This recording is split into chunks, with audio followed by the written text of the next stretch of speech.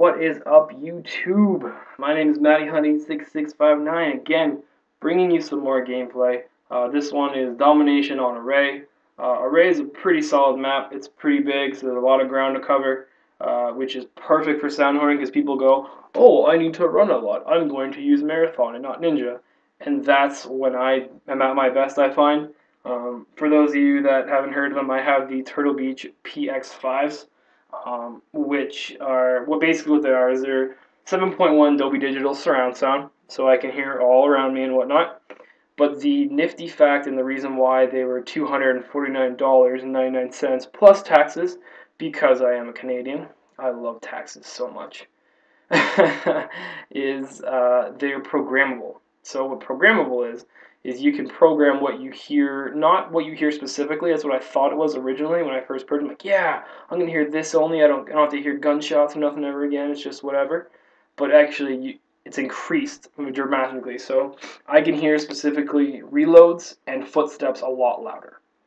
So that helps out. And adding the fact that Ninja Pro's pro perk is that enemy footsteps have become louder. I can hear my enemy footsteps over my teammate because I know a lot of my teammates, I'm going to be named nameless, again, Ruin, decide to use Marathon and think that's a better idea, which if it suits his gameplay, so do it up. It's just don't run anywhere near me or I'm going to spaz out and pretend to shoot you.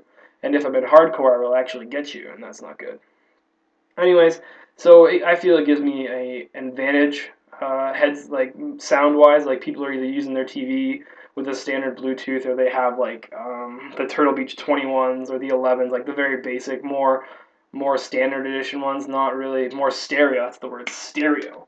They input stereo, so that means they go left or right. Over mine, which go 360 degrees. Plus, I can overemphasize and sound whore better. But that's enough of that stuff, really. It's all technical business. It's basically what you can afford. I, at the time, could afford a $300 headset. If you can't afford it, then you just make do, right? You adjust your game accordingly. If I didn't have my headset on when I played, I'd probably be half the gamer I am, because they do a lot. So I would recommend getting a better headset, not necessarily $300, like the Astro, or not the Astros, the Triton 720s, which is what I had. They were 160-ish area, around that area code, and they were good. Like, they were surround sound. They weren't 7.1, unfortunately. They were only like 5.0, which is, in my opinion, almost the same. But whatever. Whatever. It's whatever you can afford at the time. If you can't afford it, don't buy it, because then you're stuck without rent money. And you can't live, and you can't pay internet, and you can't play Black Ops. So if you don't have anyone for Black Ops, then what's the point of paying $60 for a game, right? Anyways, I'm rambling now.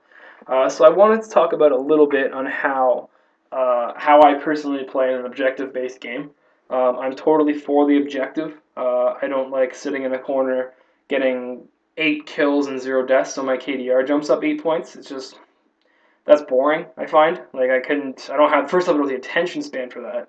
Like, realistically, who has the attention span to sit in the same spot for 10 minutes or however long your game is and get kills, like, once every 5 minutes? I'd literally, like, fall asleep. Or I'd get so bored I'd rage quit. That's just, if I find a game's too boring, I'm just going to rage quit. It's like, no, not my thing, rage quit. Which I do a lot of, by the way. So I don't record it, obviously, because that'd be kind of stupid to record it. Anyways, contracts coming up. There's the assault rifle. So that was get 7 kills with an assault rifle, any kind. Use the FAMAS, obviously. And then the second one was 14 kills in domination.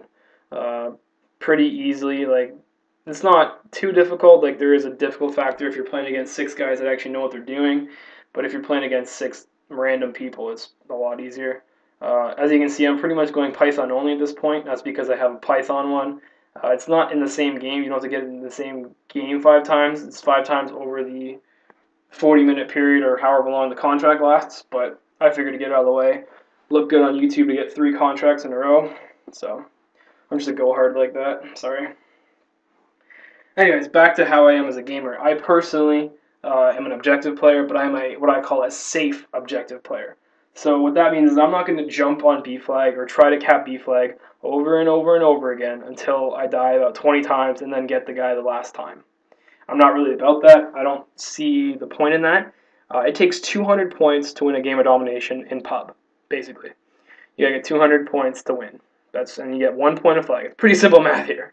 So if you have the 2 flags for 10 caps or 10 times, 10 seconds, however long they do it, every 3 seconds, whatever, that's 20 points. Well, I can get that back and then some if I can safely kill you, take the flag, and hold it the rest of the game.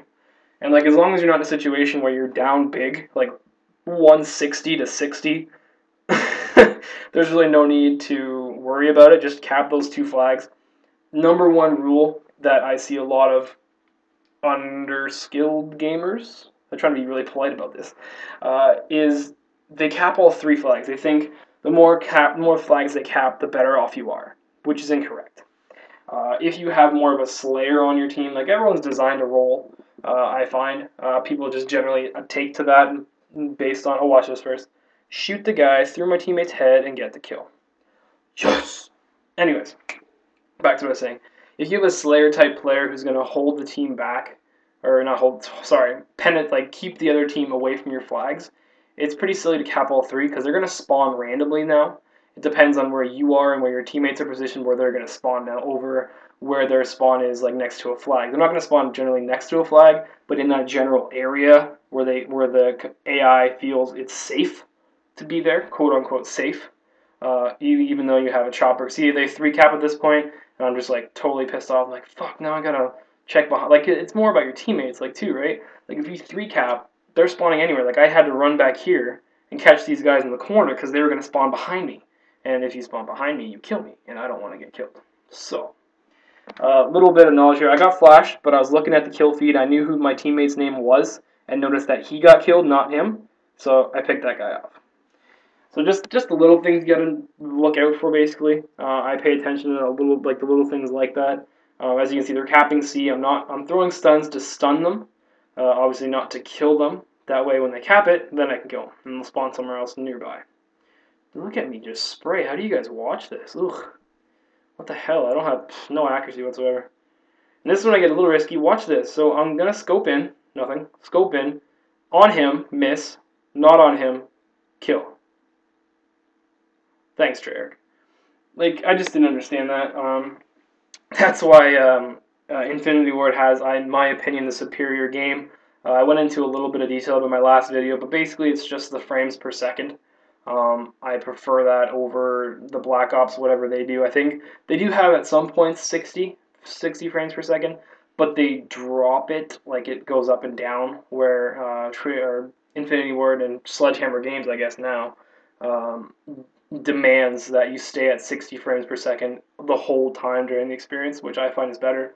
But I'm not going to get detailed that. I already did in my last video. If you want, I will put my very first video in the link, or the description, so you can see it. Oh, look at that long shot. Look at this.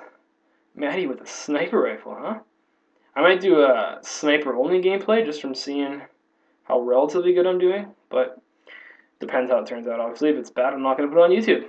It's the magic of decisions. Anyways, so what I really like as a objective player, most of us saw the trailer, the Modern Warfare 3 trailer. They saw at the very end when he had like a bouncing Betty or something, like a futuristic kind, and blew this guy up.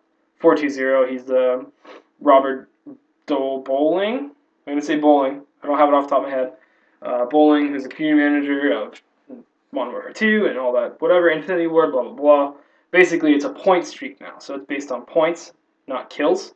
So when I see that, I see, hopefully they're going to do, if you cap a B flag, you get 3 points. Or it builds together. That way it's not technically a kill streak anymore, it's turned into a point streak.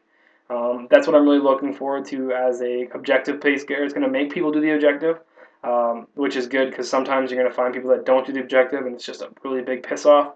Because 9 times out of 10, they have the bomb and they're not going to plant. But now if you give them rewards for it, it's like working with children. Or I guess it's not really good parenting, but it's bad parenting. If your children doesn't do something, you put a reward up, they start doing it. Which isn't the best way to teach, but a lot of parents do it. It's just easier. They don't have to go through the heartache of getting them to do stuff. It's just one of those things. I'm not going to go in detail of it, though, because that's a video on its own. Anyways, we're just wrapping up here. My name is Matty Hunt 86659. Again, please comment, rate, or sub.